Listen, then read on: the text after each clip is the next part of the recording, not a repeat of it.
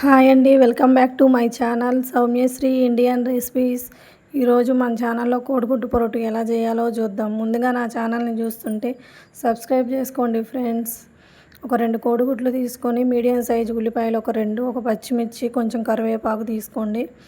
ముందుగా బాండీ పెట్టుకొని బాండీ కొంచెం వేడెక్కిన తర్వాత దాంట్లో కొంచెం ఆయిల్ వేసి ఉల్లిపాయలు, పచ్చిమిర్చి కట్ చేసుకొని బాండీలో వేయండి. ఒక కరివేపాకు కూడా అవి కొంచెం సేపు వేగనివ్వండి.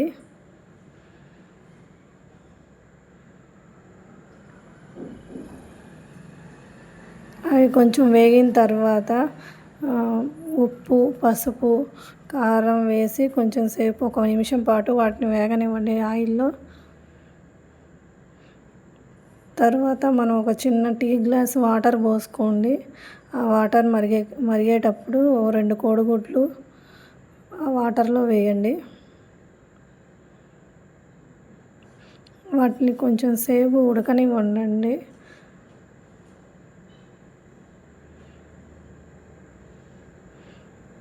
కొంచెం గెంటి పెట్టి కలబెడుతూ ఉండాలి మధ్య మధ్యలో. ఇది వేడి అన్నంలోకి అయితే చాలా బాగుండిద్దండి. కావాలంటే కొంచెం గరం మసాలా కానీ, చికెన్ మసాలా కానీ వేసుకోవచ్చు మీరు. నేనైతే మసాలాలు ఏమి వేయటం లేదండి. అలా కొంచెం దగ్గర పడిన తర్వాత ఆయిల్ పైకి తేలేంత వరకు ఉంచండి. ఆయిల్ పైకి తేలిన తర్వాత లాస్ట్లో కొంచెం కొత్తిమీర చల్లుకొని 1 నిమిషం పాటు వేయించుకోండి. స్టవ్ ఆఫ్ చేసుకోండి ఫ్రెండ్స్, అంతే అయిపోతుంది.